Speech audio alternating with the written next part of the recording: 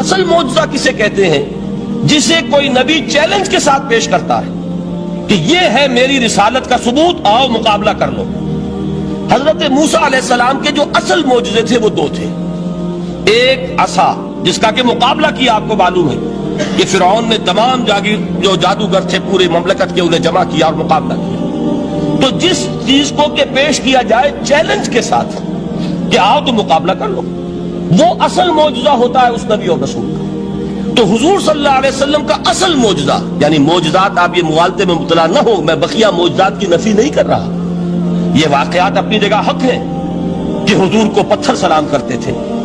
حضور صلی اللہ علیہ وسلم جس کھجور کے تنے کے ساتھ ٹیک لگا کر خطبہ دیا کرتے تھے، جبکہ ابھی مسجد نبی میں ممبر نہیں بنا تھا، جب تعداد زیادہ ہو گئی مسلمانوں کی اور ضرورت محسوس ہوئی کہ ذرا بلند مقام پر کھڑے ہو کر آپ خطبہ ارشاد فرمائیں، تو پھر وہ ممبر بنا کر رکھا گیا۔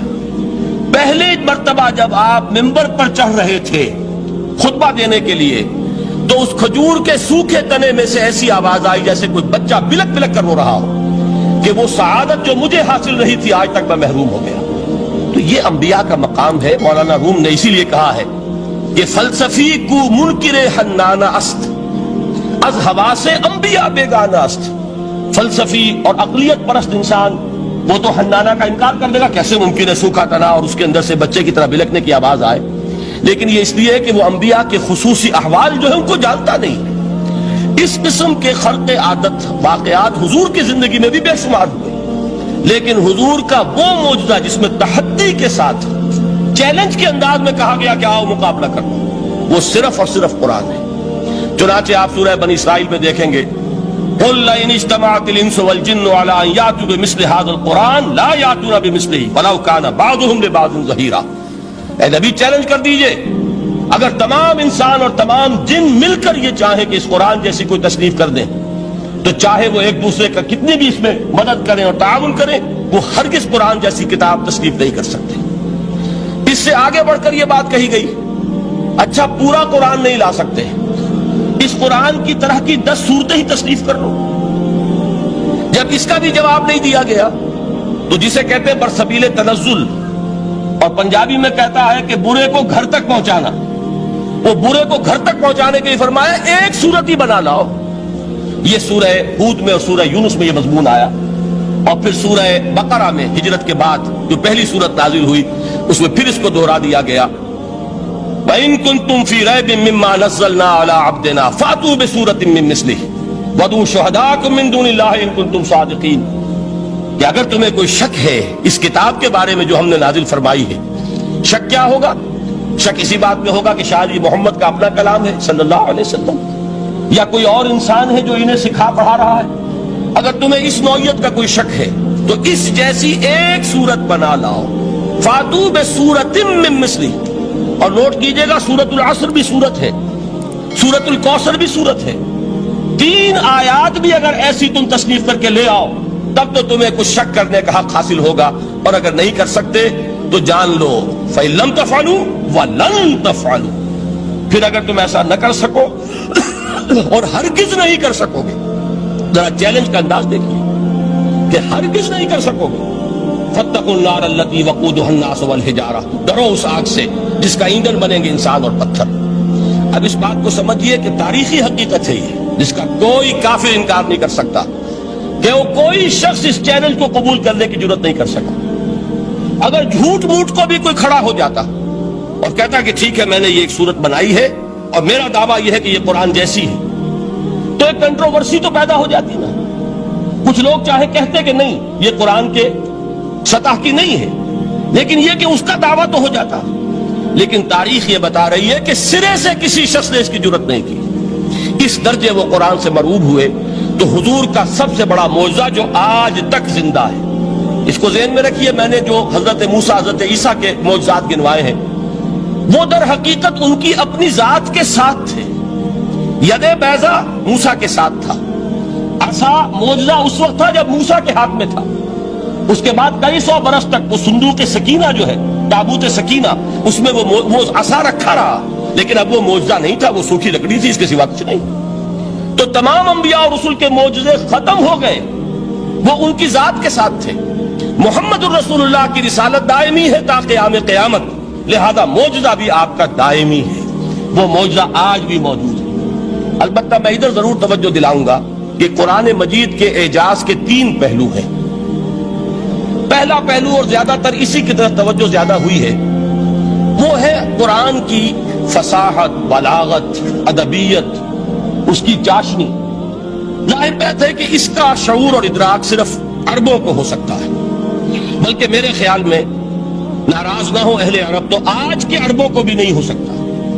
یہ اسی دور کے عرب، ان کی اپنی جو اس وقت کی زبان تھی، اس زبان میں فصحاء، بلغاء، شعراء، خطباء، ان کو اتنا ذوق تھا کہ وہ باقی پوری دنیا کو کہتے تھے یہ گونگے ہیں، بولنا ہمیں آتا، خطیب ہم ہیں، شاعر ہم ہیں، خطبہ ہم دے سکتے ہیں، شعر ہم کہہ سکتے ہیں، باقی سب تو عجمی ہیں، گونگے ہیں، ان کے اندر نہ فصاحت ہے، نہ بلاغت ہے، نہ ان کے کلام میں چاشنی ہے، نہ اس کے اندر کوئی شکو ہے۔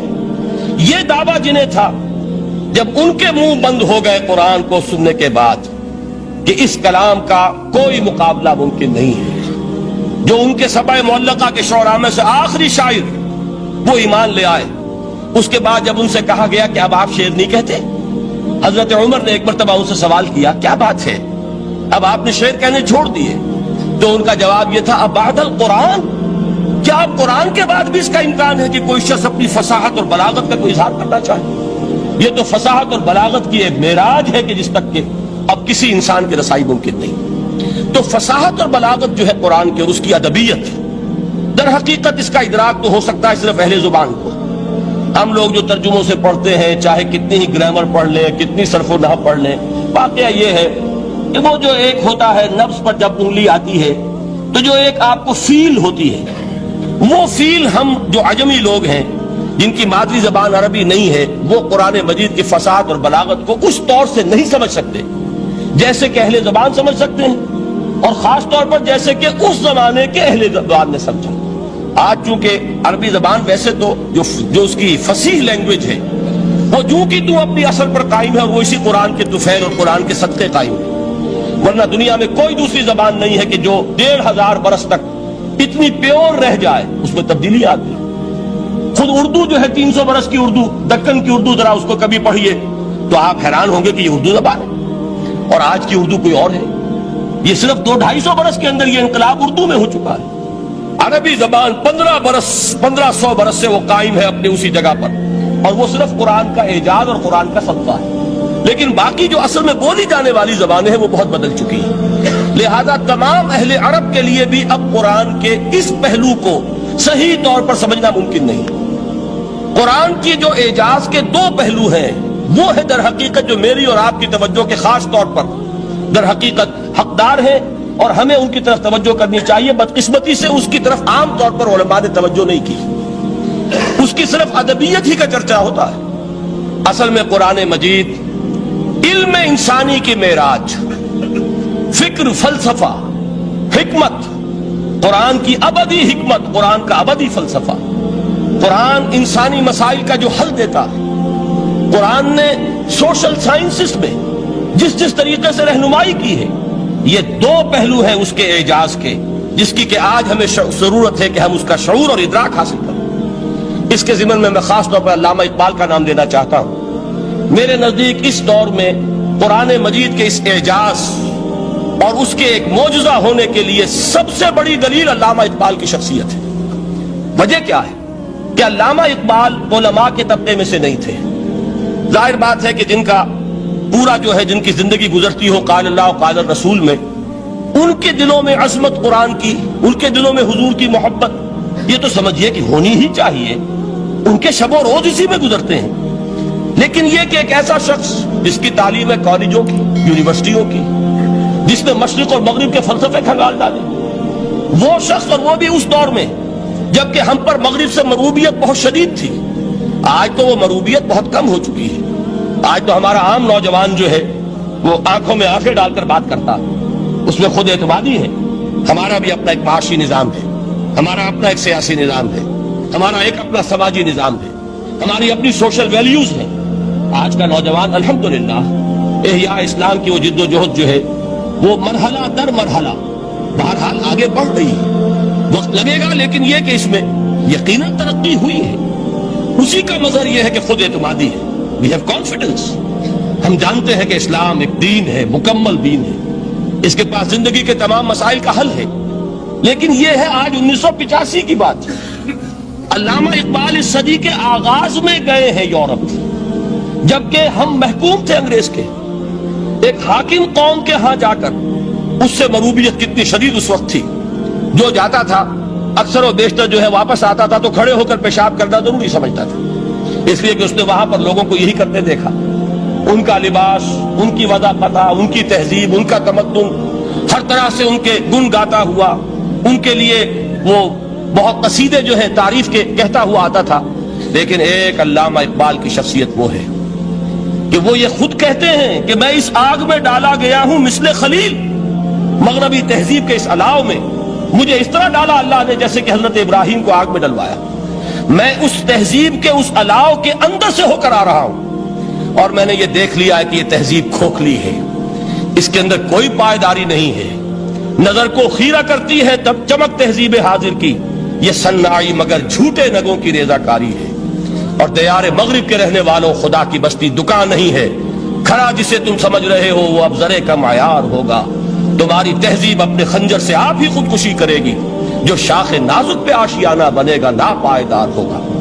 اب آپ اندازہ کیجئے وہ شخص جو بنیادی طور پر فلسفی ہے، فلسفے کا طالب علم ہے، وہ جرمنی اور انگلستان میں جا کر فلسفے کھنگالنے کے بعد اسے اگر تسکین حاصل ہوئی، اس کے جو علم کی پیاس تھی اگر اسے سیری حاصل ہوئی تو صرف قرآن کے ذریعے سے، نہ کہیں جہاں میں اما ملی، جو اما ملی تو کہاں ملی میرے جرم خانہ خراب کو تیرے عفو بندہ نواز میں۔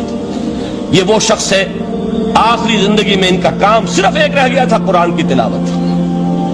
بڑے بڑے فلسفی ملنے آتے تھے علامہ اقبال سے ملنے، وہ سمجھتے تھے بڑی لائبریری ہوگی، جیسے بڑے وکیل اس کی لائبریری آپ کو معلوم ہے کتنی جلدیں رکھی ہوں گی، خوبصورت جلدیں بنی ہوئی، ایسے ہی کوئی بڑا فلسفی، بڑا پروفیسر، اس کی سٹڈی، اس کی کتابیں بڑی مروب کن ہونی چاہیے۔ لیکن علامہ اقبال کے ہاں سب کتابیں اٹھوا دی تھی انہوں نے، صرف ایک کتاب رہ گئی، اور سید نذیر نیازی کا نام آپ نے سنا ہوگا۔ انہوں نے جب یہ گواہی دی ہے، یہ واقعہ شاید آپ کے علم میں نہ آیا ہو، یہ بہت اہم واقعہ ہے۔ وہ یہ لکھتے ہیں کہ میں نے ایک مرتبہ علامہ سے پوچھا کہ کچھ لوگ اعتراض کرتے ہیں یا یہ خیال ظاہر کرتے ہیں کہ آپ نے اپنا فلسفہ خودی نیٹشے سے لیا ہے، کوئی کہتا ہے فلاں سے لیا ہے، کوئی کہتا ہے فلاں سے لیا ہے، کچھ آپ خود بتا سکیں گے کہ آپ کے فلسفہ خودی کی سورس کیا ہے؟ تو علامہ نے کہا کہ اچھا کل فلاں وقت آ جانا تو میں تمہیں لکھوا دوں گا، ڈکٹیٹ کرا دوں۔ تو سید نذیر نیازی کہتے ہیں کہ میں بہت خوش ہوا کہ یہ سعادت میرے حصے میں آ رہی ہے کہ علامہ اقبال خود مجھے تحریر کرائیں گے کہ میرے فلسفے کی سورس کیا ہے، میں نے کہاں سے اخذ کیا ہے۔ دوسرے روز وہ گئے، حاضر ہوئے، بڑے ہی ارمانوں کے ساتھ پینسل اور کاپی لے کر بیٹھے۔ علامہ نے فرمایا ذرا قرآن مجید نکال لاؤ۔ وہ قرآن مجید لائے، حیران ہوئے، یہ فلسفے کا سورس مجھے ڈکٹیٹ کرانے چلے تھے، یہ قرآن مجید کہہ رہے۔ کہا کہ ذرا سورۃ الحشر اس کا آخری رکوع، وَلَا تَكُونُوا كَالَّذِينَ نَسُوا اللَّهَ فَأَنسَاهُمْ أَنفُسَهُمْ أُولَٰئِكَ هُمُ الْفَاسِقُونَ۔ اے لوگوں، ان لوگوں کے مانند نہ ہو جانا جنہوں نے اللہ کو بھلا دیا، تو اللہ نے انہیں اپنی خودی سے غافل کر دیا، اپنے آپ سے بیگانہ بنا دیا، یہی ہیں لوگ جو فاسق ہیں۔ علامہ نے کہا میرے فلسفے کی سورس یہ میں آپ کو بتانا چاہتا ہوں۔ اس معنی میں کہتا ہوں کہ اس دور میں علامہ اقبال کی شخصیت کو میں اعجاز قرآن کا سب سے بڑا مظہر سمجھتا ہوں۔ ایک شخص 20ویں صدی کا، 20ویں صدی عیسوی کی شخصیت، اور پھر یہ کہ وہ کہیں مسجد اور کسی مدرسے کے ماحول میں پلا بڑھا نہیں ہے، بلکہ اسکولوں اور کالجوں میں اور یونیورسٹیوں میں، اور صرف ہندوستان میں نہیں، انگلستان اور جرمنی کی یونیورسٹیوں میں رہا، جس نے اپنا لوہا منوایا ہے۔ وہ شخص اگر یہ کہتا ہے کہ میرے لیے فکر کی بنیاد، میرے فلسفے کی سورس، میری تمام سوچ کی رہنمائی جو ہے وہ اس کتاب نے کی ہے، تو معلوم ہوا کہ واقعتاً یہ قرآن مجید آج بھی معجزہ ہے۔ یہ بات تو ہوئی فلسفے اور فکر کے اعتبار سے۔ دوسرا پہلو جو اپلائیڈ پہلو ہے اس دور کے اعتبار سے وہ اہم تر ہو گیا ہے۔ انسان کے لیے جو پیچیدہ تمدنی مسائل ہیں، سیاسی مسائل کو کیسے حل کیا جائے، معاشی مسائل کا حل کیسے ہو، سماج میں توازن کیسے ہو، مرد اور عورت کے درمیان توازن کیسے ہو، ہوتا کیا ہے، یا عورت بھیڑ بکری کی طرح کی ملکیت بن جاتی ہے. ہمارے ہاں اردو میں جو اس کا محاورہ ہے کہ جوتی کی نوک، یہ اس کی حیثیت ہو جائے گی. یا دوسری طرف عورت کلوپیٹرا بن کر قوموں کی قسمتوں سے کھیلے گی. دنیا میں یہ دو انتہائیں ہوئی. کہاں نقطہ عدل کہاں ہے؟ کیسے بیلنس جو ہے اسٹرائک کیا جائے، مردوں کے حقوق اور فرائض اور خواتین کے حقوق اور فرائض، اس میں صحیح ترین ایکویشن ہے کیا؟ اسی طریقے سے فرد اور اجتماع، فرد اور ریاست. یا تو یہ کہ انسان کی انفرادی آزادی اتنی جا رہی ہے، مادر پدر آزاد، جس کا مظہر یہ ہے کہ آج انگلستان میں دو مرد بھی میاں اور بیوی کی حیثیت سے رہ سکتے ہیں. قانون تسلیم کرے گا ہسبینڈ اینڈ وائف، ان کو وہی حقوق حاصل ہوں. یہ ہے وہ آزادی. اور یا پھر یہ ہے کہ جو روس میں ہے یا دوسرے ممالک میں ہے کہ آزادی بالکل ختم، اور معلوم ہوا کہ ایک ٹوٹلیٹیرین سوسائٹی، مستبدانہ نظام. ان کے درمیان نقطہ عدل کہاں ہے؟ اسی طرح سرمایہ اور محنت. اگر ذرا سا سرمایہ کو چھوٹ ملتی ہے، وہ مزدور کا خون چوستا ہے اور اس کا حق اس کو نہیں دیتا. اقبال نے بہت خوبصورت انداز میں کہا ہے کہ خواجہ از خون رگے مزدور سازد لال ناب، از جفائے دہ خدایاں کشت دہ کا نا خراب. انقلاب انقلاب انقلاب. ایک طرف سرمایہ دار ہے جو مزدور کی رگوں میں سے خون نچوڑ کر سرخ شراب کا پیمانہ لے کر بیٹھا ہوا ہے. وہ در حقیقت مزدور کا خون ہے جو پی رہا ہے. ایک طرف وہ زمیندار اور جاگیردار ہے جو کاشتکار کا خون جو ہے چوس رہا ہے. تو یہ انتہا ہے. اور یا یہ ہے کہ اگر ذرا آپ مزدور کو یا اس کارکن کو تھوڑا تحفظ دیجئے تو وہ کام نہیں کرتا. ہمارے ہاں پچھلے دور میں یہی ہوا تھا. میں یہ برملا کہتا ہوں، آج بھی آپ کے سامنے کہہ رہا ہوں کہ بھٹو نے واقعہ یہ ہے بہت بڑا کارنامہ سر انجام دیا تھا.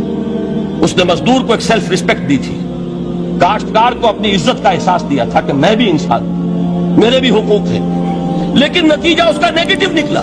مزدور نے کام کرنا چھوڑ دیا، معیشت کی گاڑی ختم ہو گئی. وہ چیز کہ جو متوازن ہو، جس میں مزدور کو اس کا حق مل رہا ہو اور پسینہ خشک ہونے سے پہلے اس کی جائز مزدوری اس کو مل گئی ہو، جس میں کہ انسان کسی سرمایہ دار کی رعیت بن کر نہ رہ جائے. دوسری طرف یہ کہ سرمایہ کے لیے بھی جو اس کا صحیح ہے کہ اس کو انسینٹیو ملے، وہ میدان میں آئے، اس کے اندر رسک لینے کے جو ہے وہ صلاحیت پیدا ہو. ان دونوں چیزوں کو کیسے متوازن کیا جائے؟ واقعہ یہ ہے کہ یہ ہے وہ پیچیدہ مسائل جن کا حل قرآن میں ہے. ہماری بدقسمتی کیا ہے کہ ہم نے خود ان چیزوں کے لیے دوسروں کے سامنے جھولی پساری ہوئی. ہم دوسروں سے بھیک مانگ رہے ہیں. ہمارا حال کیا ہوا تھا اس صدی کے شروع میں؟ مصطفیٰ کمال پاشا نے جب ترکی میں اسلام کے آئلی قوانین بھی منسوخ کیے، نوٹ کیجئے اس کو، یہ اسی صدی کے وہ صدمے ہیں جو ہم نے اٹھائے ہوئے ہیں. اور گاہے گاہے باز خواہی قصہ پاری نہ رہا، تازہ خواہی داشتن گر داغ ہائے سی نہ رہا. اس صدی میں کیا نہیں ہوا؟ عربوں کی ریوولٹ ترکوں کے خلاف، ان کے پیٹھ میں جو خنجر گھونپا، اور ایک انگریز، ایک کرنل لارنس کی وہ ساری شرارت، اس کے نتیجے میں ایک عظیم مملکت عثمانیہ، سلطنت عثمانیہ، دی گریٹ آٹومان امپائر، اس کے چیتڑے اڑ گئے. اور اس کے بعد وعدے کیے تھے عربوں سے کہ ہم تمہیں حکومت دیں گے. ہوا کیا کہ ان کے چھوٹے چھوٹے ٹکڑے کیے اور تقسیم کر لیے. مغربی سامراج کا دور شروع ہو گیا. اس کا ایک رد عمل مصطفیٰ کمال پر اس درجے شدید ہوا، اس نے ہر چیز جس کا تعلق عربوں سے تھا اس کو ختم کر دیا، ملک بدر کر دیا. عربی میں اذان نہیں ہوگی، عربی میں نماز نہیں پڑھی جائے گی. اور اسی کے ضمن میں یہاں تک گیا کہ فیملی لاز بھی رومن لاز جو ہے وہ نافذ کیے. تو یورپ کے اخبارات نے اس وقت یہ طنز کیا تھا مسلمانوں پر، یہ مسلمان عجیب قوم ہے، کہتے یہ ہے کہ ہمارے پاس دنیا کا بہترین ضابطہ ہے، بہترین قانون ہے، ہمارے قانون سے بہتر کسی کا قانون نہیں. اور حال یہ ہے کہ فیملی لاز کے لیے بھی یہ ہم سے بھیک مانگ رہے ہیں، ہم سے وہ قوانین لے کر اپنے ہاں نافذ کر رہے ہیں. آج بدقسمتی سے اکثر و بیشتر مسلمان ممالک کا حال یہی ہے. آج ہم ان سے بھیک مانگ رہے ہیں. کہیں جمہوریت کی بھیک ہے، کہیں سوشلزم کی بھیک ہے، کہیں کسی اور سماجی نظام کی بھیک ہے، کہیں مرد اور عورت کی کامل مساوات کا ایک نظریہ ہے، شانہ بشانہ چلنے والا فلسفہ ہے، جو خالص مغرب کی تہذیب کی ایک بھیک ہے جو مانگی جا رہی ہے. کاش کہ آج قرآن کے اس اصل اعجاز کی طرف، جو اس کا اصل معجزہ اس دور کے لیے، میں نے عرض کیا کہ اعجاز قرآنی کا وہ معجزہ کہ وہ فصاحت اور بلاغت کی معراج ہے. وہ یا تو اپریشیٹ کر سکتے اہل عرب، اور اہل عرب میں سے بھی حقیقت میں وہ جو قدیم جاہلی شاعری کے جاننے والے ہیں جو بہت کم رہ گئے اب، وہ جان سکتے ہیں کہ جب قرآن نازل ہوا تو کیوں زبانیں گنگ ہو گئی تھی، کیوں کوئی ایک شخص جھوٹ موٹ کو بھی مدعی بن کر نہیں آ سکا کہ یہ میں نے قرآن کی جیسی ایک کتاب یا قرآن جیسی ایک سورت یا قرآن کی طرح کے چند جملے میں نے موضوع کر دیے ہیں. لیکن دوسرا پہلو ہے فکر اور فلسفہ، اس کے اعتبار سے جس کا سب سے بڑا ثبوت اس دور میں علامہ اقبال. اور تیسرا پہلو ہے Islamic social sciences, political science, economics, sociology. اس میں جو کچھ قرآن نے دیا ہے، جو آج بھی انسان کی رہنمائی کے لیے بہترین نظام ہے، اس نظام کو ہم سمجھے، اسے دنیا کے سامنے پیش کریں، تب در حقیقت قرآن مجید کا اعجاز سامنے آئے. یہ دو پہلو تو میں نے وہ عرض کیے ہیں کہ جو کسی غیر مسلم کو بھی نظر آئیں گے. قرآن کا پریزروڈ ہونا، اس کی انٹیگریٹی، اوتھینٹسٹی، یہ چیزیں وہ ہے کہ جو سب نے مانی. قرآن کے ذریعے تاریخ انسانی کا عظیم ترین انقلاب برپا ہونا، یہ وہ بات ہے کہ جو کسی اندھے کو بھی دیکھنی پڑتی ہے. اس حقیقت کا اعتراف دشمن کو بھی کرنا پڑتا. میں یاد دلا دوں آپ کو، ایچ جی ویلز، آپ نے نام سنا ہوگا، سائنٹیفک فکشن میں اس کا بڑا اونچا مقام ہے، لیکن اس نے تاریخ نسل انسانی پر بھی دو کتابیں لکھی، a short history of the world اور a concise history of the world. Concise history of the world میں وہ شخص حضور کے ذکر پر جب آتا ہے تو میں صرف ذکر کر رہا ہوں، نقل کفر نہ باشد، اس نے حضور کی شخصیت پر بڑے رقیق حملے کیے ہیں، بڑے گھٹیا حملے کیے ہیں. حضور کی خاص طور پر تعدد ازدواج کا جو معاملہ ہے، یہ کڑوی گولی ان کے حلق سے اتر نہیں سکتی، اس لیے کہ ان کا آئیڈیل ہے حضرت مسیح اور حضرت یحییٰ، جان دی بیپٹسٹ اینڈ جیسس آف نزارت. ان دونوں نے ایک شادی بھی نہیں کی، تجرد کی زندگی بسر کی، لہذا ایک شادی بھی ان کے نزدیک گھٹیا فعل ہے. تو حضور نے تو کی ہیں 11 شادیاں، 11 نکاح کے. یہ جو کڑوی گولی ہے یہ ان کے حلق سے نیچے نہیں اترتی، اس لیے میں انہیں معذور سمجھتا ہوں. تو اس نے اس پہلو سے تو بڑے حملے کیے، لیکن خطبہ حجۃ الوداع کے وہ جملے جو ہے تاریخی، پورے کے پورے اس نے کوٹ کیے.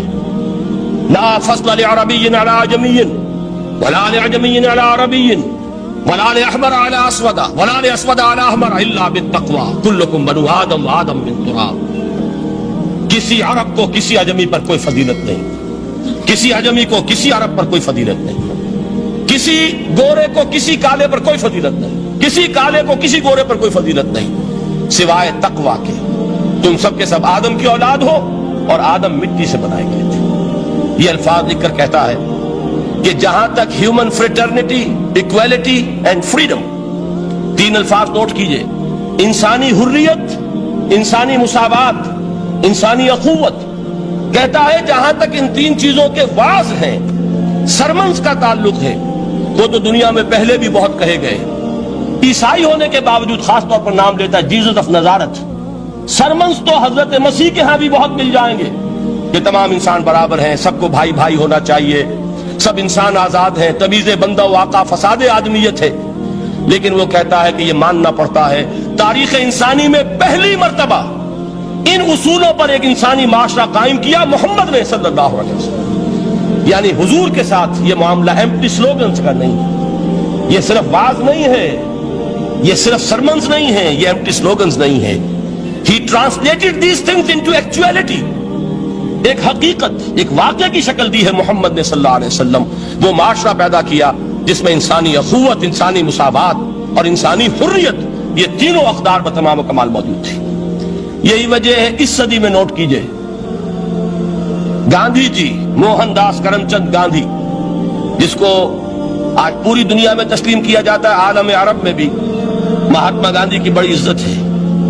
پنڈت نہرو کا کسی زمانے میں استقبال ہوا تھا ریاض میں، تو ہمیں بہت غصہ آیا تھا کہ مرحبا برسول السلام، welcome to the prophet of peace. یہ الفاظ تھے کہ جن سے پنڈت نہرو کا استقبال ہوا تھا.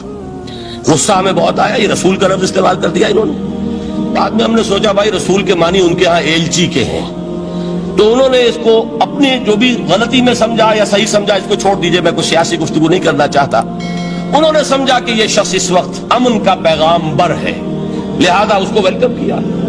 بہرحال گاندھی جی کا جہاں تک معاملہ ہے، آپ کے علم میں ہے کہ پوری دنیا میں اس شخص کی عظمت کو تسلیم کیا گیا ہے۔ ہمارا معاملہ، ہندوستانی مسلمانوں کا معاملہ، یہ دوسرا ہے۔ وہ تو آپ کو معلوم ہے کہ جوتا جسے کاٹتا ہے اسے پتا چلتا ہے کہ یہ جوتی کاٹ رہی ہے، ورنہ دیکھنے والے کو پتا چلے گا بڑا خوبصورت جوتا ہے، بڑا عمدہ جوتا ہے، کوئی اس میں خرابی نہیں ہے، لیکن جسے وہ پنچ کر رہی ہے اسے پتا ہے کہ یہ ہے کیا۔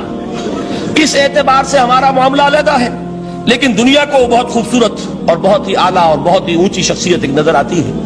بہرحال ایک پہلو سے یقیناً ماننا پڑے گا اس کی عظمت کو، کہ ہندو قوم کے لیے اور ہندوستان کے لیے، اس کی آزادی کے لیے جو عظیم جدوجہد کی ہے، اس میں کوئی شک نہیں۔ میں اس وقت جو بات عرض کرنا چاہتا ہوں کہ 1937 کا تصور کیجئے۔ 1937 میں آپ کو معلوم ہے 1935 میں قانون بنا تھا، اور پہلی مرتبہ الیکشنز ہوئے تھے بر صغیر میں 1937، اور وہ ہوئے تھے صوبائی الیکشنز۔ ان کے نتیجے میں وزارتیں قائم ہوئی، مسلم لیگ نے بائیکاٹ کیا تھا الیکشن کو، لہذا پورے ہندوستان میں تمام صوبوں میں کانگریس کے وزراء کی وزارتیں بنی۔ ہریجن اخبار میں ایک مقالہ لکھا تھا گاندھی جی نے اس وقت، جس میں کہ ان کانگریسی وزراء کے سامنے نصیحت کے انداز میں یہ بات رکھی تھی کہ آج جب کہ آپ لوگوں کو اختیار مل رہا ہے، اور حکومت، یہ پہلی انسٹالمنٹ تھی جو انگریزوں نے دی تھی ہمیں، سیلف رول یا ہوم رول کی پہلی انسٹالمنٹ تھی، تو جو بھی تمہیں اختیارات مل رہے ہیں، اس میں میں تمہارے سامنے حضرت ابو بکر اور حضرت عمر کی مثال رکھتا ہوں۔ یہ ہے وہ بات کہ جادو وہ جو سر چڑھ کر بولے۔ عربی میں کہتے ہیں الفضل ما شہدت بہ الاعداء، اصل فضیلت وہ ہے جس کا کہ دشمن اعتراف کرے۔ مہاتما گاندھی اگر اعتراف کر رہا ہے کہ تاریخ انسانی کی عظیم ترین شخصیتیں حکومت کی سطح پر وہ ابو بکر اور عمر ہیں، تو ابو بکر اور عمر کس درخت کے پھل ہیں؟ وہ شجرہ طیبہ، شجرہ نبوت ہے کہ جس کے پھل ہیں ابو بکر اور عمر، جن کو تربیت دی ہے محمد نے صلی اللہ علیہ وسلم۔ تو معلوم ہوا کہ یہ چیزیں وہ ہیں کہ جس کا لوہا آج دنیا مان رہی ہے، لہذا ہمیں قرآن مجید کے اعجاز کے پہلو سے ان اعتبارات سے خود بھی توجہ کرنی چاہیے اور دنیا کو بھی ادھر متوجہ کرنا چاہیے۔ اب میں تبرکاً 3 مقامات سے میں نے آیات پڑھی ہیں، قرآن مجید کی عظمت کا وہ ادراک اور شعور جو ہمیں ہو سکتا ہے، ہم وہ کہ جو قرآن کو مانتے ہیں اللہ کا کلام، ہم اس بنیاد پر سمجھے کہ اللہ نے اپنے کلام کی کیا مدح کی ہے۔ اور نمبر 2 یہ فارسی کا ایک مصرع ہے کہ قدر گوہر شاہ دانت یا بدانت گوہری، ہیرے جواہرات کی قدر و قیمت یا بادشاہوں کو معلوم ہوتی ہے جو ان میں کھیلتے ہیں، اور یا یہ کہ جوہری کو جو ان کا کاروبار کرتا ہے، جانتا ہے، پہچان ہے، پرکھتا ہے۔ عام آدمی کو کیا پتا، اس کے ہاتھ پہ اگر کوئی آپ ہیرا رکھ دیں، وہ سمجھے شاید کوئی کانچ کا ٹکڑا، اسے اس کے اندر کوئی فرق محسوس نہیں ہوگا۔ قدر گوہر شاہ دانت یا بدانت گوہری، کہ ہیرے جواہرات جو ہیں ان کی قدر و قیمت کا اندازہ یا بادشاہوں کو ہوتا ہے یا جوہری کو ہوتا ہے۔ تو قرآن مجید کا عظمت کا صحیح ادراک یا اللہ کو ہے یا محمد الرسول اللہ کو ہے صلی اللہ علیہ وسلم۔ باقی جو کچھ دنیا دیکھتی ہے وہ تو وہ ظاہر کا ایک پہلو ہے، وہ تاریخی حقائق ہیں جو میں نے آپ کے سامنے رکھے۔ باقی قرآن مجید کی عظمت کا کوئی صحیح ادراک ہو سکتا ہے یا وہ اللہ تعالیٰ کی زبانی اور یا ہوگا محمد الرسول اللہ صلی اللہ علیہ وسلم کے فرامین کی روشنی۔ اسی لیے میں نے 3 جگہ سے آیات پڑھی ہیں۔ ایک مقام سے سورہ رحمان کی ابتدائی 4 آیات، سورہ یونس کی 2 آیات، سورہ حشر کی 1 آیت، اور 3 احادیث نبویہ ہیں جن کا میں نے ذکر کیا ہے، اس لیے کہ تیسری جو ہے وہ بہت طویل حدیث ہے، وہ پوری میں اس وقت نہیں پڑھ سکتا تھا، اس کے صرف ابتدائی اور آخری کلمات میں نے اس وقت آپ کو سنائے۔ میں تھوڑی سی تشریح ان کی کروں گا تاکہ قرآن مجید کی عظمت کا جو نقش میرے اور آپ کے قلب پر ہونا چاہیے وہ صحیح در حقیقت ان آیات اور احادیث کی روشنی میں ہمارے دلوں پر قائم ہو جائے۔ دیکھیے قرآن مجید کی عظمت یہ کلام ہے، اس کی کلام کی عظمت کا پہلا پہلو ہے متکلم کی عظمت کے اعتبار سے۔ عربی میں کہا جاتا ہے کہ کلام الملوک ملوک الکلام ہے، بادشاہوں کا کلام کلاموں کا بادشاہ ہوتا ہے۔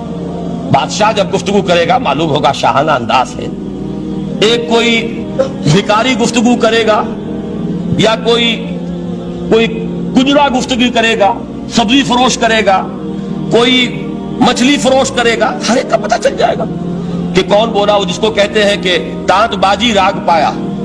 2 جملے کوئی شخص بولے گا پتہ چل جائے گا کتنے پانی میں ہے، اس کے علم کا، فضل کا، تہذیب کا، تمدن کا کیا معیار ہے۔ اس لیے کہ کلام جو ہے در حقیقت متکلم کی پوری شخصیت کی عکاسی کرتا ہے. اس کا مقام کیا ہے، اس کا مرتبہ کیا ہے، اس کے ذہن کی بلندی کیا ہے، اس کے فکر کی گہرائی کیا ہے، اس کے افق ذہنی کی وسعت کیا ہے، اس سب کا اندازہ ہوگا کلام سے. تو اب یہ کلام ہے اللہ کا. معلوم ہوا کہ اللہ کی صفات کا ایک کامل عکس قرآن مجید میں موجود ہے. یہ بات سمجھیے. اس کو قرآن نے کس طرح بیان کیا؟ یہ وہ لطیف حقائق ہیں جن کے لیے قرآن مجید تمثیل کا پیرایا اختیار کرتا ہے. اب سورہ حشر کی تمثیل کیا ہے؟ لو انزلنا هذا القرآن على جبل، اگر ہم نے اس قرآن کو کسی پہاڑ پر اتار دیا ہوتا، لرأيته خاشعا متصدعا من خشیت اللہ، تم دیکھتے اس پہاڑ کو کہ اللہ کی خشیت سے دب جاتا اور پھٹ جاتا. وَتِلْكَ الْأَمْثَالُ نَضْرِبُهَا لِلنَّاسِ لَعَلَّهُمْ يَتَفَكَّرُونَ. اور یہ مثالیں ہیں جو ہم لوگوں کے لیے بیان کرتے ہیں تاکہ وہ تفکر سے کام لیں، غور و فکر کریں. اگر میں اور آپ قرآن کی عظمت سے واقف نہیں ہوں گے، اس بات کو نوٹ کر لیجئے، تو میں اور آپ اپنا وقت کیسے صرف کریں گے اس کے لیے؟ انسان کا ایٹیچیوڈ بڑا یوٹیلیٹیرین ہے آج کے انسان کا خاص طور پر. وہ کسی ایسے ہی کام کے لیے وقت لگائے گا جس میں اس کے لیے فائدہ ہو، اور اس فائدے کی چیز اگر نہیں ہے تو اس کی طرف متوجہ نہیں ہوگا. اگر قرآن مجید کی عظمت کا ہمیں ادراک ہو جائے تو ہم اپنا پورا وقت اس کے لیے وقف کر دیں گے، اس کو سمجھیں گے، اس کی گہرائیوں میں غوطہ زنی کریں گے. جیسے اقبال نے کہا کہ قرآن میں ہو غوطہ زن اے مرد مسلمان. لیکن اگر یہ کہ اس کی عظمت کا ادراک نہ ہوا تو بس یہ کہ کبھی اتفاق ہو گیا کہ کھول لیا اور اس کو پڑھ لیا، پڑھ بھی لیا بغیر سمجھے، اور اس کا ثواب کسی اور کو پہنچا دیا. وہ آج حصول ثواب بھی نہیں رہا، ایصال ثواب ہی رہ گیا. ورنہ یہ کہ بہرحال علامہ اقبال نے جو اس پر پھتی چست کی ہے کہ بآیا تشترا کارے جزی نیست کہ از یاسین او آساں بمیری. اس قرآن کی عظیم آیات سے اے مسلمان آج تیرا سروکار صرف اتنا رہ گیا ہے کہ کوئی شخص مر رہا ہو، عالم نزا میں ہو، تو اس کو یاسین سنا کر اس کی جان جلدی سے نکال دو، آسانی سے نکل جائے. بس یہ سروکار رہ گیا. میں یہ نہیں کہتا کہ نہ پڑھی جائے، حضور نے فرمایا ہے پڑھنی چاہیے، لیکن صرف یہ نہیں ہے اس کا مصرف. یہ تو انسانی زندگی کی رہنما کتاب بن کر نازل ہوئی ہے. اس کے اوپر اس اعتبار سے توجہ تم نہیں کر رہے ہو، بلکہ تمہاری اس کے ساتھ جو ہے دلچسپی صرف اتنی رہ گئی. تو پہلی بات یہ کہ یہ سمجھیے کہ قرآن نے یہ تمثیل اختیار کی اپنے عظمت کے بیان کے لیے. اگر ہم نے اس قرآن کو پہاڑ پر اتار دیا ہوتا تو تم دیکھتے کہ وہ پھٹ جاتا اور دب جاتا. اب اس کو سمجھیے، القرآن یفسر بعضہ بعضا، قرآن کا ایک حصہ دوسرے حصے کی تفسیر کرتا ہے. سورہ اعراف میں واقع آیا ہے کہ حضرت موسیٰ علیہ السلام کا آپ کو معلوم ہے کہ کوہ طور پر اللہ تعالیٰ سے ہم کلامی کا شرف حاصل کرتے تھے. گفتگو ہو رہی ہے لیکن اللہ نظر نہیں آ رہا. اب اس کو اپنے اوپر طاری کیجئے. یہ صاف سامنے آتے بھی نہیں، صاف چھپتے بھی نہیں. یہ جو صورتحال تھی کہ اگر کسی کی آپ آواز سن رہے ہیں، کلام سن رہے ہیں، سامنے نہیں آ رہا، تو آپ کے دل میں خواہش پیدا ہوگی کہ ذرا سا یہ پردہ بھی اٹھا دیا جائے، مجھے دیدار بھی حاصل ہو جائے. لہذا سورہ اعراف میں ہے جب کئی بار یہ شرف ہم کلامی حاصل ہوا اللہ سے، تو حضرت موسیٰ علیہ السلام نے بڑی ہمت سے کام لیا، بڑی جرت کی، درخواست کر دی، رب ارنی انظر الیک. یہ جو پردہ بیچ میں حائل کیا ہوا ہے پروردگار، تو میرا شوق دیکھ، میرا اشتیاق دیکھ، تو مجھے ذرا دیدار بھی عطا ہو جائے. اس پر کیا بات کہی گئی؟ لن ترانی، موسیٰ تم مجھے ہرگز نہیں دیکھ سکتے. تم اس جسد ظاہری کے ساتھ، اس جسد مادی کے ساتھ، ان عنصری آنکھوں سے میرا دیدار نہیں کر سکتے. ولیکن انظر الی الجبل، دیکھو ہم تمہیں ایک مثال دیے دیتے، ذرا اس پہاڑ کی طرف دیکھو، ہم اپنی ایک تجلی اس پر ڈالیں گے. فإن استقر مکانہ فسوف ترانی، اگر وہ پہاڑ ہماری تجلی کو جھیل جائے، تحمل کر لے، تو تم بھی سوچنا کہ شاید ہمیں دیکھ سکو. اس کے بعد ہوا کیا؟ فلما تجلی ربہ للجبل جعلہ دکا وخر موسیٰ صعقا. جب اللہ تعالیٰ نے پہاڑ پر اپنی ایک تجلی ڈالی تو وہ پہاڑ جو ہے پھٹ گیا. اور موسیٰ، اب دیکھیے براہ راست تجلی موسیٰ پر نہیں ہے، یہ انڈائریکٹ مشاہدہ ہے تجلی ربانی کا کہ جو پہاڑ پر ہوئی ہے، اور پہاڑ کی جو کیفیت ہوئی ہے اس کے مشاہدے سے حضرت موسیٰ بے ہوش ہو کر گر گئے. وصعق موسیٰ خر موسیٰ صعقا. یہ ہے وہ مثال جو یہاں دی ہے قرآن کے لیے. لو انزلنا هذا القرآن على جبل لرأيته خاشعا متصدعا من خشیۃ اللہ. نتیجہ کیا نکلا؟ انفر کیجئے، استدلال، استنتاج. نتیجہ یہ نکلا کہ جو تاثیر تجلی ذات ربانی کی ہے وہی تاثیر کلام ربانی کی ہے. صرف یہ ہے کہ ہمیں اس کا شعور نہیں، ہمیں اس کا ادراک نہیں.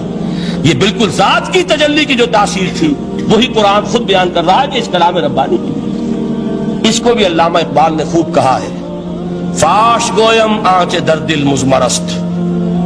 صاف کہہ دیتا ہوں جو کچھ میرے دل میں ہے. این کتابیں نیست چیزیں دیگر است. اسے کتاب نہ سمجھ بیٹھنا قرآن کو، یہ کتاب نہیں ہے، کچھ اور ہے. کچھ اور کیا ہے؟ مثل حق پنہاؤ ہم پیداستو زندہ پائندہ گویاستو.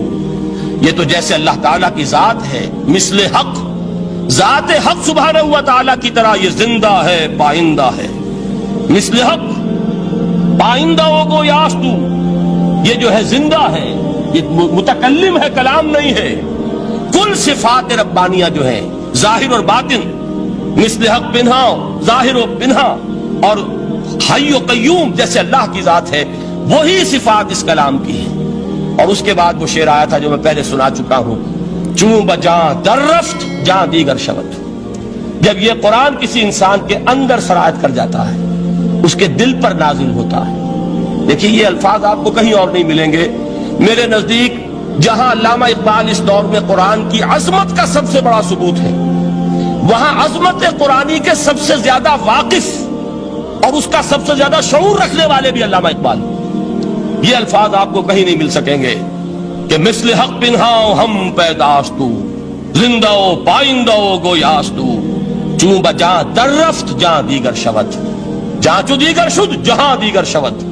جب یہ انسانوں کے اندر سرایت کر جاتا ہے، ان کے اندر ایک انقلاب آ جاتا ہے، اور یہ اندر کا انقلاب ہے جو ایک عالمی انقلاب کا پیش خیمہ بنتا ہے.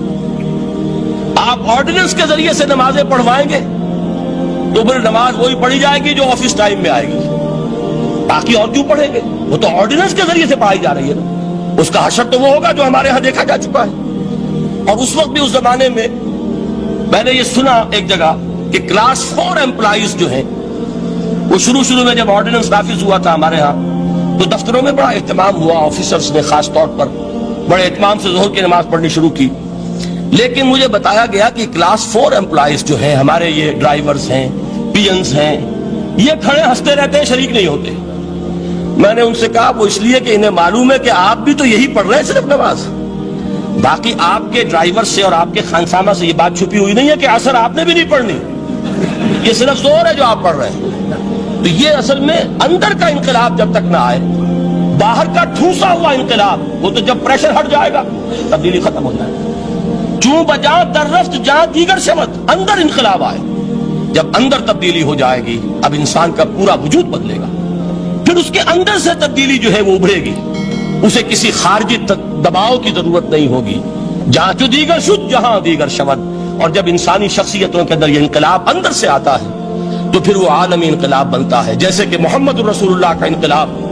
واقعہ یہ ہے کہ اگر جوش کانسپیریسی، عبداللہ ابن سبا کی سازش اگر کامیاب نہ ہو گئی ہوتی اور مسلمانوں کے اندر آپس کا اختلاف اور سرپھٹول نہ ہو جاتا، جو حضرت عثمان کی شہادت، پھر حضرت علی کی شہادت رضی اللہ تعالی عنہما، اور حضرت علی کی دوران خلافت یہ آپس کے جو جنگیں ہوئی، جنگ جمل، جنگ صفین، جنگ نہروان، اگر یہ نہ ہوئی ہوتی تو جس سپیڈ کے ساتھ اور رفتار کے ساتھ انقلاب محمدی کی توسیع ہو رہی تھی علی صاحب الصلاۃ والسلام، کوئی طاقت دنیا میں نہیں تھی.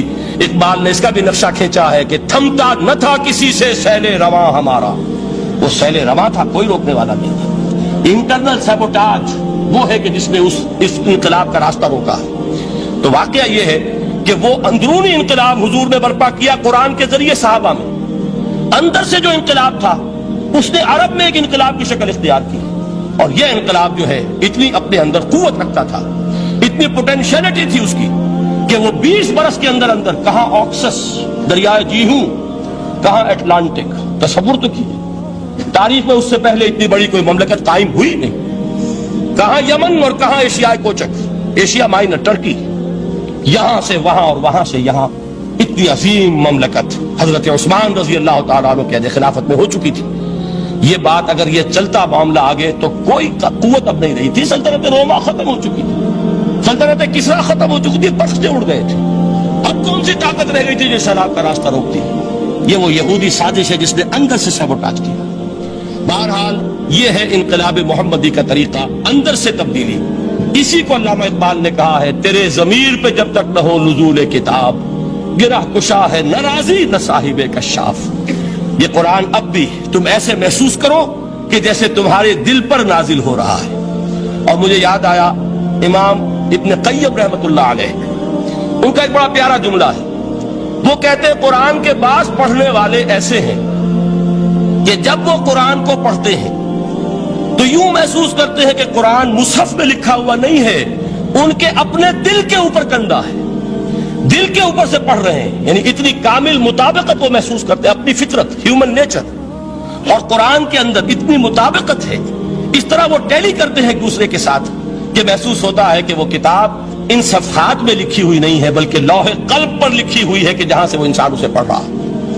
تو پہلی بات تو قرآن مجید کی آیت کے حوالے سے اس پہلو سے ہمارے سامنے آئی کہ جو تاثیر ہے ذات ربانی کی تجلی کی, وہی تاثیر ہے اس قرآن مجید کی, بشرطے کہ ہمارے دل جو ہیں وہ کچھ اپنے اندر اس استعداد اور صلاحیت کو پیدا کر لیں. دوسرا مقام ہے سورہ یونس کا. اب کسی کلام کی عظمت کا دوسرا پہلو ہو سکتا ہے اس کی افادیت کے اعتبار سے, اس سے فائدہ کیا ہوگا نوع انسانی کے لیے. دیکھیے دو آیات, یہ عظیم خزانے ہیں عظمت قرآن کے. سورہ یونس میں یا ایھا الناس, اے لوگو, قد جاءتکم موعظۃ من ربکم وشفاء لما فی الصدور وہدی ورحمۃ للمؤمنین. 4 الفاظ نوٹ کر لیجیے. اے لوگو, آ گئی ہے تمہارے پاس وہ چیز تمہارے رب کی طرف سے جو موعظہ ہے. موعظہ کسے کہتے ہیں؟ نصیحت. اس بات کو ذرا سمجھ لیجیے ترتیب کیا ہے. نصیحت اسے کہتے ہیں, جی رہا نہیں جا رہا, میں نے اس کی ترتیب بدلی ہوئی ہے. مجھے یاد دلایا ایک صاحب نے کہ سورہ رحمان کی ابتدائی آیات کا بیان تو رہ گیا, وہ رہا نہیں, میں نے پڑھا کسی اور ترتیب سے تھا, بیان کسی اور ترتیب سے کر رہا ہوں. پڑھنے میں 4, 2 اور 1, اور اب جو میں بیان کر رہا ہوں پہلے ایک آیت سورہ حشر کی جو بیان کی, اب 2 آیات ہیں سورہ یونس کی. لوگوں تمہارے پاس آ گئی ہے تمہارے رب کی طرف سے موعظت, اور تمہارے سینوں کے اندر جو روگ ہیں ان کے لیے علاج. توجہ کیجئے گا, ہم نے قرآن کو کیا سمجھا ہے؟ صرف ایک مقدس کتاب, ایک حصول ثواب یا ایصال ثواب کا آلہ. قرآن ہے کیا؟ نمبر 1 موعظہ. موعظہ کسے کہتے ہیں؟ وعظ اسے کہتے ہیں وہ بات جس سے دل نرم ہو جائے, دل کے اندر گداز پیدا کرنے والی شے. وجہ کیا ہے؟ اعلیٰ سے اعلیٰ حکیمانہ بات کسی سے کہی جائے, دل سخت ہے, اثر نہیں ہوگا. ایک کرسٹ آ جاتا ہے انسان کے دل کے اوپر, جیسے کہ یہود کے علماء کے بارے میں فرمایا گیا ثم قست قلوبکم فہی کالحجارۃ او اشد قسوۃ وان من الحجارۃ لما يتفجر منه الانہار وان منها لما يهبط من خشیۃ اللہ وان منها لما يشقق فيخرج منه الماء. اے لوگوں, پھر تمہارے دل سخت ہوتے چلے گئے, پھر وہ پتھروں کے مانند سخت ہو گئے, بلکہ ان سے بھی زیادہ سخت, اس لیے کہ پتھروں میں تو وہ بھی ہوتے ہیں کہ جو اللہ کے خوف سے گر جاتے ہیں, پتھروں میں وہ بھی ہوتے ہیں کہ جو اللہ کی خشیت سے پھٹ جاتے ہیں, ان میں سے پانی بہ نکلتا ہے. پتھر تو اس طرح کے ہیں, لیکن انسان کا دل جب سخت ہو جائے, جب پتھر بن جائے, تو کوئی شے دنیا کی اس کی سختی کا مقابلہ نہیں کر سکتی. پہلے اس سختی کو نرم کریں گے, جیسے زمین ہے چٹیل زمین, اس زمین کے اندر ہل چلے گا تو بارش جو ہے فائدہ دے گی. اس کو آپ زمین کو نرم کرتے ہیں تاکہ وہ بارش کو جذب کرے, ورنہ چٹیل زمین ہے سخت, وہ پانی بہ جائے گا اور وہ زمین کے اندر جذب نہیں ہوگا. تو پہلا لفظ استعمال کیا موعظہ. یہ قرآن واعظ ہے, نصیحت ہے, دلوں کو نرم کرتا ہے, دلوں پر جو کرفٹ آ گیا ہے سخت اسے توڑتا ہے, اس میں ہل چلاتا ہے. پھر کیا کرتا ہے؟ پھر جب یہ جذب ہوتا ہے, شفاء لما فی الصدور, جو سینے کے روگ ہیں ان کے لیے شفا ہے. اب آپ غور کیجئے گا, علامہ اقبال نے انہی 2 اعتبارات سے مسلمانوں کا مرثیہ کہا ہے کہ مسلمانوں نے اس قرآن کو نہ موعظہ کے لیے استعمال کیا اور نہ تزکیہ نفس کے لیے استعمال کیا, بلکہ اس کو تو صرف بنا لیا ہے وہ جان آسانی سے نکالنے کا نسخہ یا ایصال ثواب کا آلہ؟ چنانچہ کہتے ہیں واعظ کے لیے واعظ دستاں زنو افسانہ بند. واعظ جو ہیں ہمارے داستانیں کہتے ہیں، افسانے کہتے ہیں، قصے کہتے ہیں، لطیفے کہتے ہیں. معنی او پست و حرف او بلند، اس کے بیان میں معنی تو ہوتے ہیں بہت ہی گھٹیا، نیچے کے پست. الفاظ کا شکو ہوتا ہے، الفاظ بہت اونچے ہوتے ہیں. از خطیب و دیلمی گفتارے او با ضعیف و شاذ و مرسل کارے او. سارا باز و نصیحت جو ہو رہا ہے وہ ضعیف حدیثوں کے ذریعے سے، ضعیف روایات بخاری کی ہو، مسلم کی ہو، ترمذی کی ہو، ابن ماجہ کی ہو. کہاں خطیب بغدادی اور دیلمی، وہ کتابیں کہ جن کی کوئی سند نہیں ہے، وہاں کی روایات کے ذریعے سے لوگوں کو تذکیر کرنے کی کوشش کر رہے ہیں. با ضعیف و شاذ و مرسل کارے او، ضعیف روایات، شاذ روایات، مرسل روایات جن کا سلسلہ روایت محمد الرسول اللہ تک متصل نہیں ہے، اس کے ذریعے سے کر رہے ہیں. حالانکہ موعظہ، سب سے بڑا موعظہ یہ قرآن تھا. قرآن کہتا ہے خود فذکر بالقرآن من یخاف وعید. اے محمد صلی اللہ علیہ وسلم، آپ اس قرآن کے ذریعے نصیحت کیجئے. یہ قرآن ہے جو دلوں کی سختی کو ختم کرے گا، گداز پیدا کرے گا. دوسری طرف علامہ اقبال کیا کہتے ہیں کہ جہاں تک ہمارے ہاں جو بھی تصوف کے معروف حلقے ہیں، صوفیاء حق کی بات نہیں کہہ رہا، وہاں قوالی ہو رہی ہوگی تو حال آ جائے گا. صوفی پشمینہ پوشے حال مست، از شراب نغمہ قوال مست. قوال سے جو کچھ مل رہا ہے، حال آ رہا ہے، مستی آ رہی ہے، کیف اور سرور حاصل ہو گیا ہے. صوفی پشمینہ پوشے حال مست، از شراب نغمہ قوال مست. لیکن یہ کہ اس کی محفل میں درنمی سعادت بقرآن محفلش، اس کی محفل میں قرآن کا کہیں گزر نہیں ہے. جبکہ محمد الرسول اللہ صلی اللہ علیہ وسلم کی بھی ایک محفل ہوتی تھی، محفل سماع. وہ محفل سماع کیا تھی؟ حضور صحابہ سے فرمائش کر کر کے قرآن سنتے تھے. حضرت عبداللہ ابن مسعود رضی اللہ تعالیٰ عنہ کی روایت موجود ہے کہ مجھے ایک مرتبہ حکم دیا حضور نے کہ قرآن سناؤ. میں نے عرض کیا حضور آپ کو سناؤں؟ آپ پر تو نازل ہوا ہے. تو حضور نے فرمایا نہیں، مجھے کسی اور سے سن کر کچھ اور لطف حاصل ہوتا ہے. اب امتثال امر میں حضرت عبداللہ ابن مسعود رضی اللہ تعالیٰ عنہ نے سورہ نساء پڑھنی شروع کی. 41ویں آیت پر پہنچے. چشم تصور سے دیکھیے کہ حضور بھی تشریف فرما ہے، صحابہ کرام کی محفل ہے، اور صحابہ کیسے بیٹھا کرتے تھے ادب کے ساتھ. ایک روایت میں الفاظ آئے ایسے بیٹھتے تھے ساکت و صامت ہو کر، بالکل خاموش، سکون، ساکن اور ساکت اور صامت، کہ جیسے ان کے سروں پر پرندے بیٹھے ہیں کہ ذرا جنبش کریں گے تو پرندہ اڑ جائے گا، اس ادب کے ساتھ. تو وہ محفل جو ہے حضور صلی اللہ علیہ وسلم کی، اور ایک صحابی حضرت عبداللہ ابن مسعود گردن نیچی کیے ہوئے ہیں اور قرآن پڑھتے چلے جا رہے ہیں.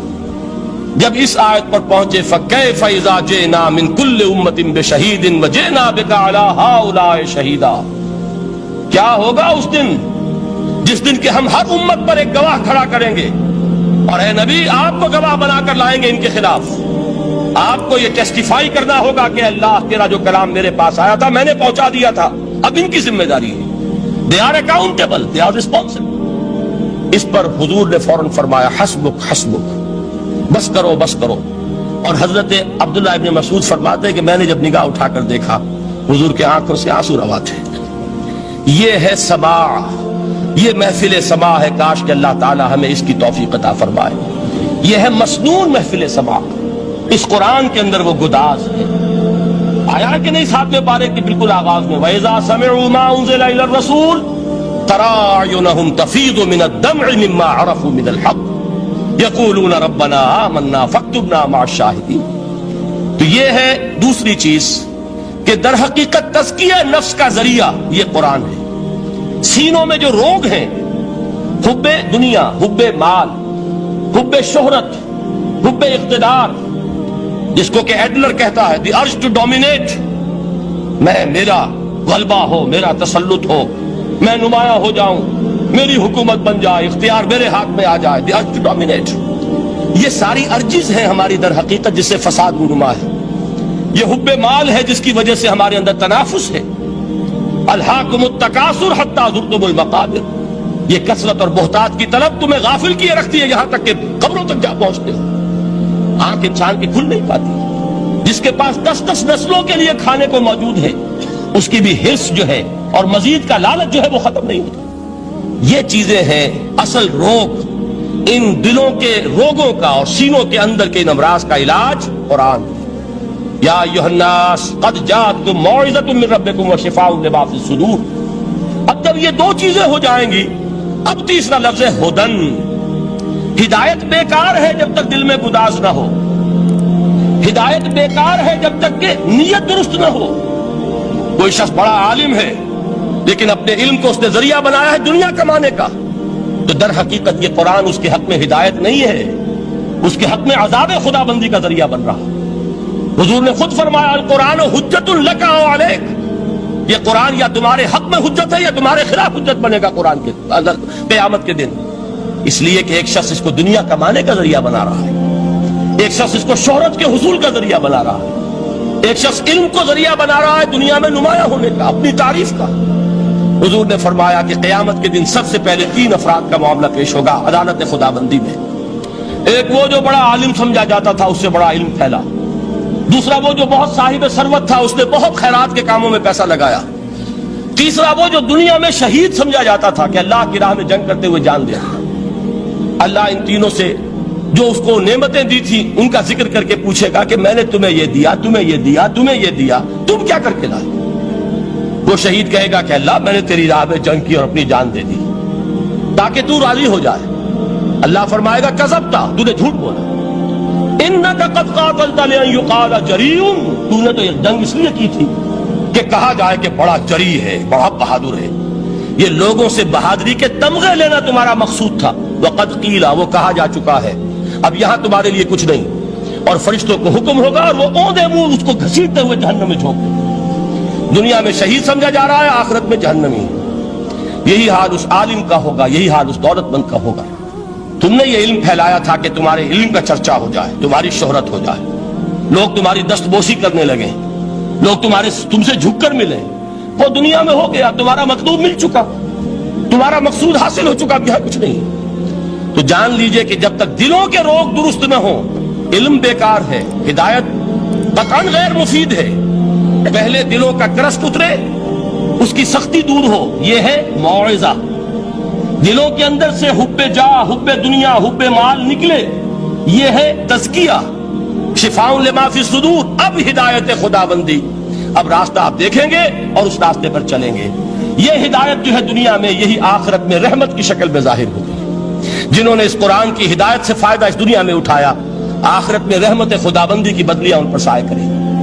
ایک حدیث میں تو باقاعدہ الفاظ آئے ہیں کہ سورہ بقرہ اور سورہ آل عمران یہ 2 بدلیوں کی صورت میں ظاہر ہوں گی میدان حشر میں، اور ان لوگوں پر سایہ کریں گی کہ جن کو ان سے بڑی محبت تھی۔ یہ 4 الفاظ نوٹ کر لیجئے اسی ترتیب کے ساتھ۔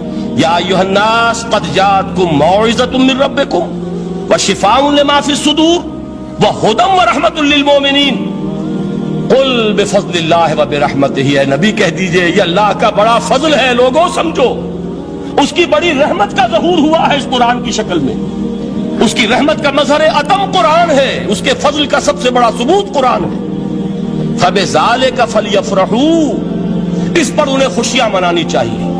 اترانا ہے تو اس پر اترائیں کہ اتنی بڑی دولت ہمارے پاس ہے، اتنا بڑا احسان ہے جو اللہ نے ہم پر کیا ہے۔ فبذالک فلیفرحوا هو خیر مما یجمعون، جو چیزیں یہ جمع کرنے کی فکر کر رہے ہیں ان سے کہیں زیادہ قیمتی ہے۔